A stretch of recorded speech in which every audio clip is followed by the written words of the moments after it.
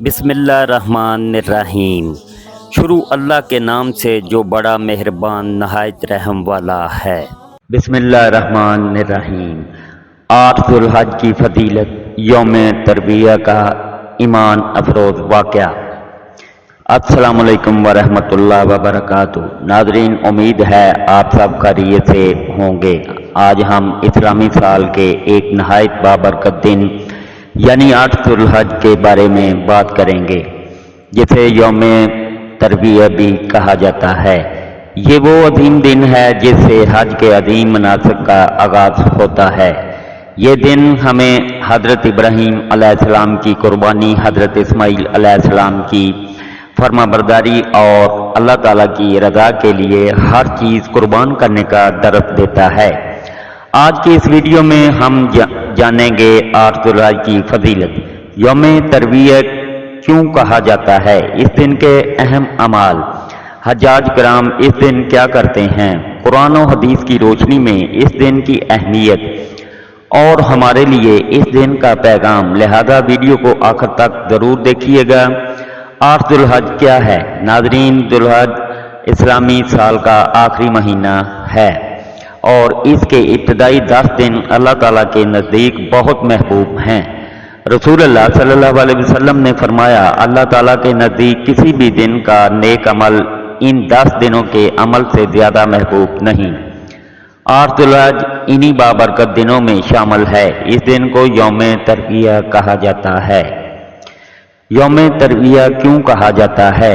لفظ ترویہ عربی زبان کے لفظ روی سے نکلا ہے، جس کا مطلب ہے پانی پلانا یا پانی ذخیرہ کرنا۔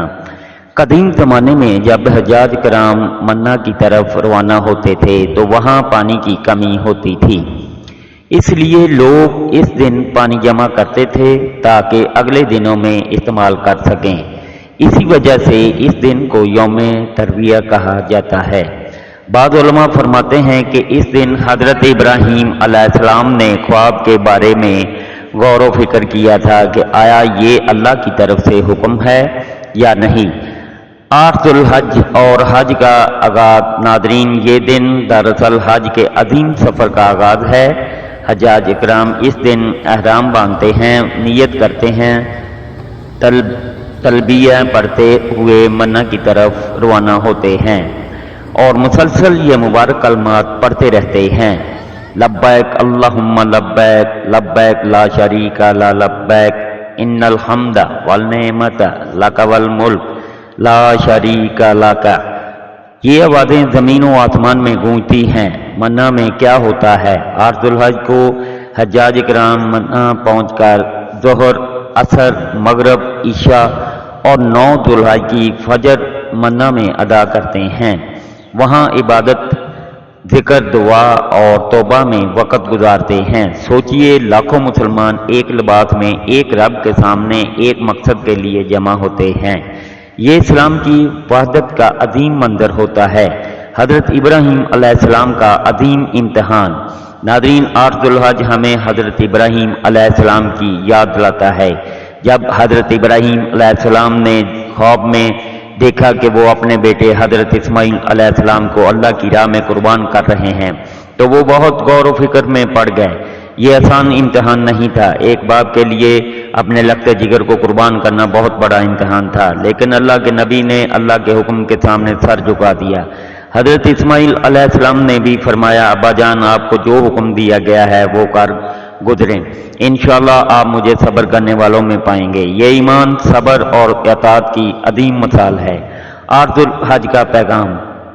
یہ دن ہمیں سکھاتا ہے کہ اللہ کی رضا سب سے بڑی ہے۔ قربانی صرف جانور کی نہیں بلکہ نفس کی بھی ہونی چاہیے۔ ایمان کا مطلب مکمل اطاعت ہے۔ اللہ کے راستے میں قربانی کبھی ضائع نہیں جاتی۔ آج ہمیں سوچنا چاہیے، کیا ہم نماز کی قربانی دیتے ہیں؟ کیا ہم گناہوں کو چھوڑ سکتے ہیں؟ کیا ہم اللہ کی راہ کے لیے اپنی خواہشات قربان کر سکتے ہیں؟ 8 ذو الحج کے اعمال۔ ناظرین، اگرچہ ہم حج پر نہ بھی ہوں تب بھی اس دن کچھ اعمال اپنے ساتھ بنا سکتے ہیں۔ کثرت سے ذکر کریں، سبحان اللہ، الحمدللہ، اللہ اکبر، لا الہ الا اللہ، رسول اللہ صلی اللہ علیہ وسلم نے ان دنوں میں ذکر کی کثرت کی تلقین فرمائی۔ دعا کریں، یہ قبولیت کے دن ہیں۔ اپنے لیے، والدین کے لیے، امت مسلمہ کے لیے دعائیں کریں۔ توبہ و استغفار، اپنے گناہوں سے سچی توبہ کریں، اللہ تعالیٰ بہت مہربان ہے۔ قرآن پاک کی تلاوت، روزانہ کچھ وقت قرآن مجید کے لیے مخصوص کریں۔ صدقہ و خیرات، غریبوں، یتیموں اور ضرورت مندوں کی مدد کریں۔ تلبیہ کی فضیلت، حجاج اکرام کی زبان پر مسلسل تلبیہ جاری رہتا ہے۔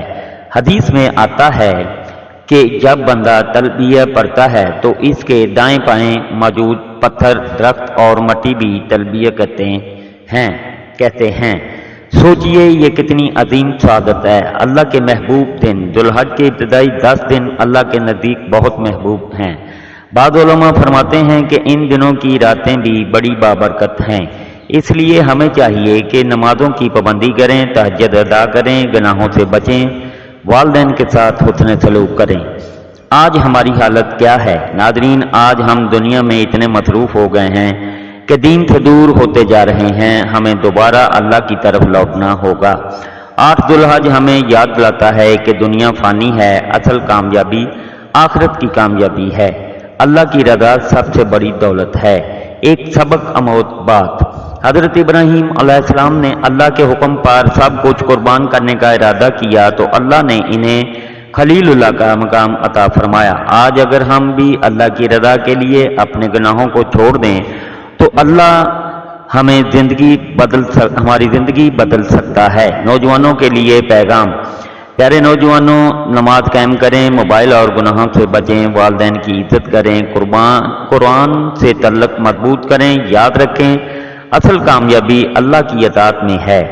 آخرت کی تیاری، ایک دن ہم سب نے اللہ کے سامنے حاضر ہونا ہے۔ نہ مال ساتھ جائے گا، نہ شہرت، نہ دنیاوی طاقت، صرف عمل ساتھ جائیں گے۔ اس لیے آج ہی اپنی زندگی بدلنے کا فیصلہ کریں۔ اے اللہ، ہمیں 8 ذوالحج کی برکتیں نصیب فرما، ہمیں سچی توبہ کی توفیق دے، ہمارے گناہوں کو معاف فرما، حجاج اکرام کے حج کو قبول فرما، ہمیں بھی اپنے گھر کا حج نصیب فرما، ہمارے والدین کی مغفرت فرما، امت مسلمہ پر رحم فرما، آمین یا رب العالمین۔ ناظرین، اگر آپ کو یہ ویڈیو پسند آئی ہو تو ویڈیو کو لائک کریں، چینل کو سبسکرائب کریں اور زیادہ سے زیادہ شیئر کریں تاکہ یہ پیغام دوسروں تک بھی پہنچ سکے۔ اللہ پاک ہر مسلمان کو اپنے حفظ و ایمان میں رکھیں، آمین ثم آمین یا رب العالمین۔ ہمیشہ اپنے والدین کی خدمت کریں اور خوش سلوکی سے پیش آئیں۔ اللہ حافظ۔